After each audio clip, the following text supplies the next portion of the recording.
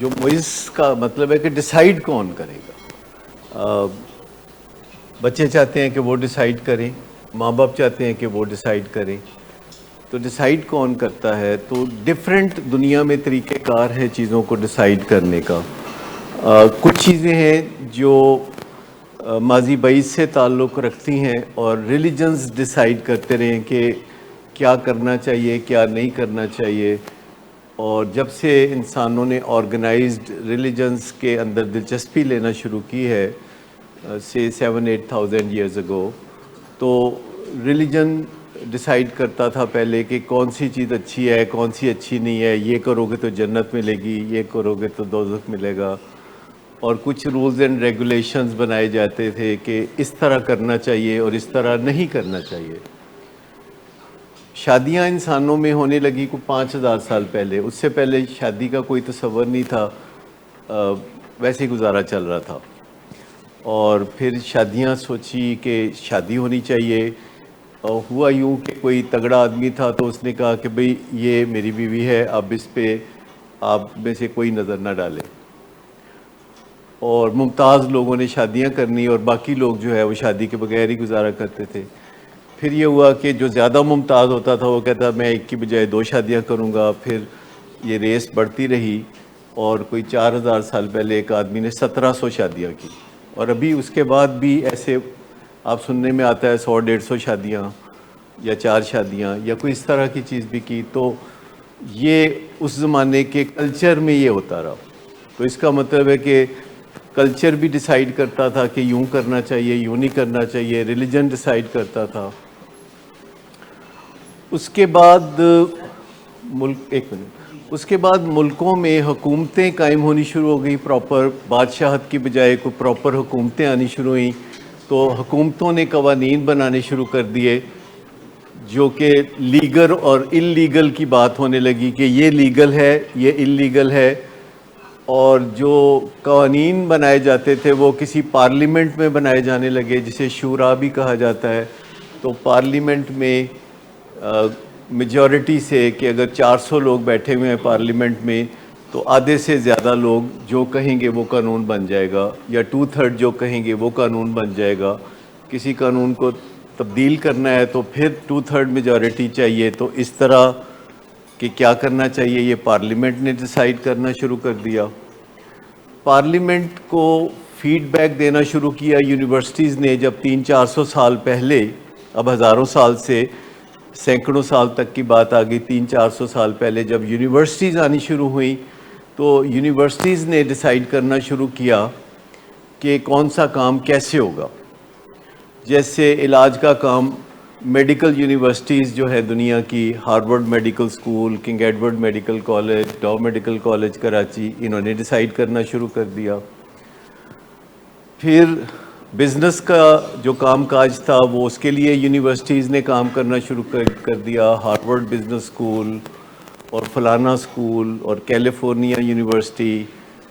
پھر ایڈکشن کا زیادہ کام ہوا تو وہ منیسوٹا میں ہوا, اور اٹا یونیورسٹی یا جسے یوٹا یونیورسٹی بھی کہتے ہیں وہاں کام بہت زیادہ ہونا شروع ہو گیا. تو جو رولز ہے وہاں سے آنے شروع ہوئے. پھر امریکہ میں نائڈا بن گئی, نیشنل انسٹیٹیوٹ آن ڈرگ ابیوز. تو کوئی ڈرگ ایڈکشن کا جو علاج ہوگا وہ ان رولز کے مطابق ہوگا. اور اس طریقے سے چھوٹی چھوٹی چیزیں مختلف لوگوں نے ذمہ داریاں اٹھا لیں. پھر تقریباً 70-75 سال پہلے جب یونائٹڈ نیشنز بن گئی تو انہوں نے کہا کہ جی اب رولز ہم بنائیں گے. تمام ملک اپنے نمائندے بھیجیں گے یونائٹڈ نیشنز میں, اور یونائٹڈ نیشنز میں وہ نمائندے بیٹھ کے فیصلہ کریں گے کہ انسانوں کو کیسے زندگی گزارنی چاہیے. تو یونائٹڈ نیشنز نے فیصلے کرنے شروع کر دیے کہ لڑائی کوئی نہیں کرے گا, بات چیت سے فیصلے ہوں گے, ملکوں پہ قبضہ نہیں کریں گے, اور جہاں بھوک ننگ ہوگی وہاں سب ملک مل کے کوشش کریں گے.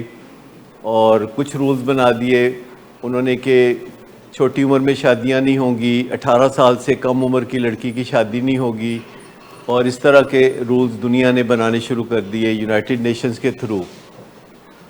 اور پھر آہستہ آہستہ یونائٹڈ نیشن نے کہا کہ صحت کا معاملہ بڑا اہم ہے, تو WHO ایک بن گئی. یونائٹڈ نیشن کی ذیلی تنظیم، جنہوں نے یہ فیصلہ کرنا شروع کیا کہ اچھا جو صحت کے معاملات ہیں ان کو کیسے ڈیل کیا جائے گا. تو ہر کوئی WHO کی طرف دیکھنے لگا. پھر FDA بن گئی. انہوں نے کہا کہ جی FDA دیکھے گی کہ دنیا میں جو میڈیسنز ہیں ان کا اپروول کیسے ہوگا یا نہیں ہوگا. سو پھر ادارے بنتے رہے. پھر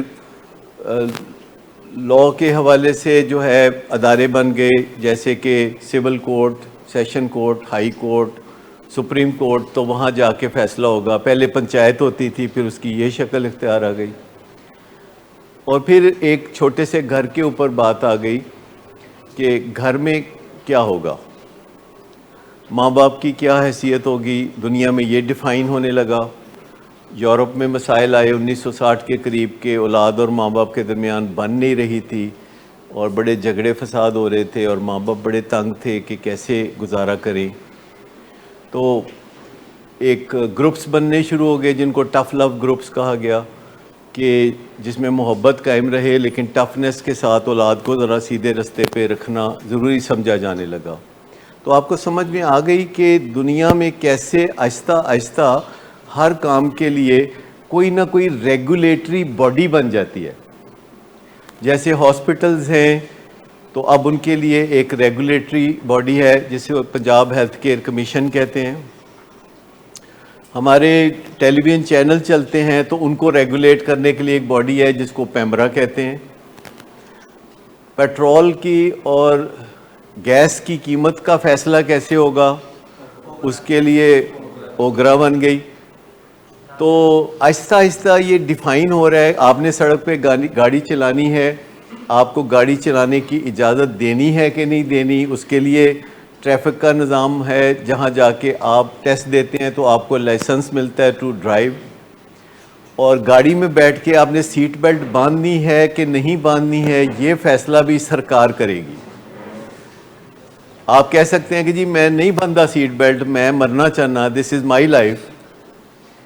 لیکن وہ کہتے ہیں نہیں. وہ کہتے ہیں آپ کہتے ہیں میں ہیلمٹ نہیں پہننا چاہتا، گرمی بڑی لگتی ہے. وہ کہتے ہیں نہیں، یہ ہیلمٹ تو آپ کو پہننا ہی پڑے گا ورنہ ہم آپ کو جرمانہ کریں گے، آپ کو موٹر سائیکل نہیں چلانے دیں گے.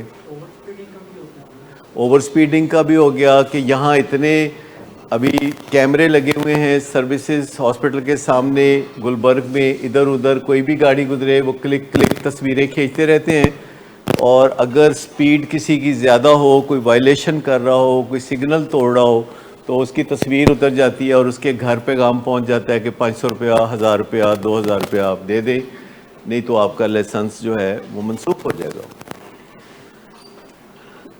جو بھی اتھارٹی ہوتی ہے جس کی طرف سے آپ کی طرف بہتری فلو کرتی ہے، فیصلہ وہ کرتی ہے. چاہے وہ یونائٹڈ نیشنز ہو، چاہے امریکہ ہو، چاہے پاکستان کی حکومت ہو، چاہے آپ کے گھر میں والدین ہو، جن کی طرف سے آپ کی طرف ریسورسز فلو کرتے ہیں وہ فیصلہ کریں گے. اور آپ کہتے ہیں کہ نہیں، آپ کہتے ہیں کہ نہیں، ہم بھی انسان ہیں، ہم بھی ایکول ہیں، ہم بھی منہ میں زبان رکھتے ہیں تو ہم ایکول ہیں. تو اس کا جواب والدین یہ دے سکتے ہیں کہ آپ ایکول بننے کے پروسیس میں ہیں. You are in the making of becoming equal. یعنی وہ جہاں پہنچے ہوئے ہیں، وہ پہنچے ہوئے ہیں جہاں آپ ابھی اس وہاں پہنچنے کے پروسیس میں ہیں. آپ ایجوکیشن حاصل کر رہے ہیں، آپ گرو کر کے لمبے ہو رہے ہیں اور آپ کا دماغ زیادہ تجربات سیکھ رہا ہے. تو you are in the process of making. آپ بن رہے ہیں ایکول، ابھی بنے نہیں ہیں.